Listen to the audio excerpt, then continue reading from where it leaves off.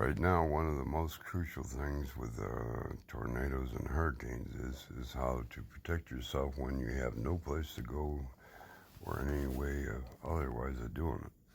And especially like kids in schools or anywhere where anybody's together as a larger group, it is lie down next to the wall and then have another person and put your legs over and around the neck of the person below you, either side of their head, and then cross your ankles at their waist. Your legs will protect their torso. It doesn't get stabbed or stuck or instant dead, where you'll have minor cuts or other. But at the same time you're doing that, the left arm, put it over your head, over their head with their head turned. That also protects that themselves. While if you can prepare for it where you can have straps off a wall that you can put your forearm in, but you don't want it past your elbow, because if the wall and everything rips off and goes flying in the tornado hurricane, it'll pull right off your arm. But if it's past the elbow, it'll sever the arm. But see, the main thing is that creates for the person below you, you're protecting their torso with your arms and with your actual legs around either side of their head, across their torso itself, and then with the ankles crossed at their waist. It's the same thing, and they do the same thing, and you chain link that way along next to a wall, like inside a school or hallway. And when you do that, you're creating an airfoil that's very long that the wind can't get under to pick it up. You hold each other down, where that wall will disappear, the roof will disappear, and the whole friggin' building disappear, but it can't get under you wind to pick you up. So it's airfoil, push you down, hold you down, you don't go flying. While at the same time, for any debris flying, your legs are protecting the person below you, that their toes, so they don't get stabbed this or that and instant dead.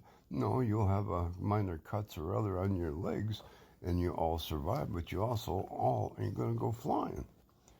And by doing that, it's where you think there's no chance, it's you right there, the whole goddamn building gone, and yeah, everybody's safe. And it's the same, works the same way with tractor trailers and everything else. When they're on the highway, it's you bunched together, close together.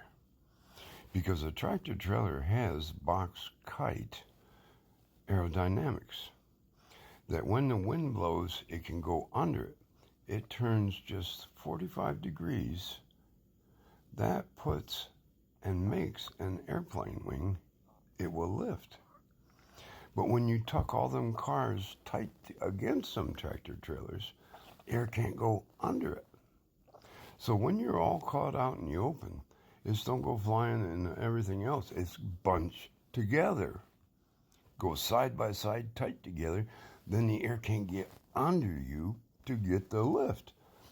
So where you're along there and you're going along and you got a line of cars and tractor trailers and shit, it's everybody bunched tight together to where it can't go under the tractor trailers. That means it can't tilt left and then airfoil lift. No, it just sits there. No air can get under it, the same way as the explanation of your legs over the person below you. It has to be able to get under you to get the lift. And when you're such a large area that the area to lift is too long, it just can't lift no matter what. And it's the same way, bunched together. And with the tractor trailers still, when you're out there alone and you got a tornado or coming at you, it's always put your ass to the wind that's going at you. Put your ass to it, the back of the trailer, because that is too long for it to be able to go under it, pick it up. But if you're sideways, no, it's just a tiny little bit of tilt. It's airfoil and box kite gone flying. Bad day for anybody, everybody. But it's that same correct physics. And the other thing about all this stuff too, especially with the weather, everything else, is two different things way you drive. When you're 45 mile an hour in town speeds or whatever, It's stay no matter what in the lane you're in when something happens emergency. Because 45 miles or slower, you have somebody like pull out in front of you or this and that and go to swerve.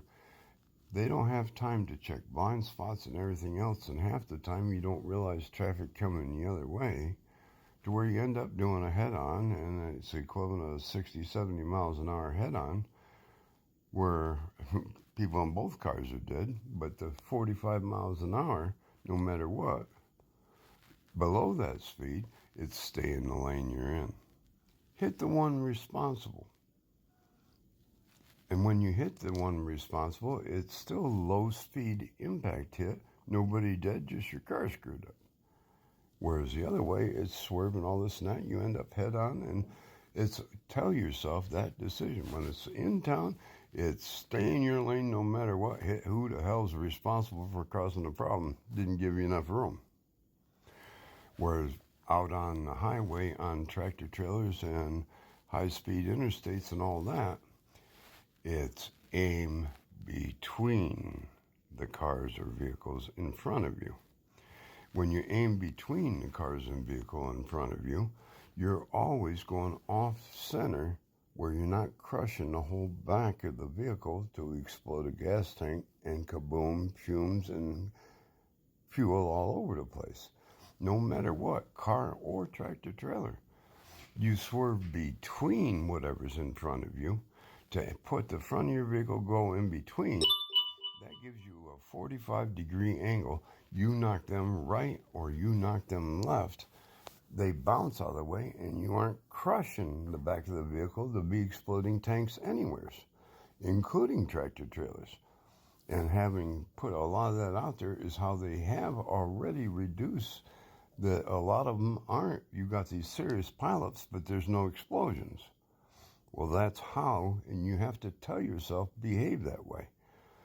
Above, on interstates and everything, above 40 miles an hour, it is aim between the vehicles in front of you. And when you aim between whatever's in front of you, that automatically knocks them right or knocks them left or over the guardrail, but you ain't there holding it still, crushing it, and then kaboom, everybody on fire and gone.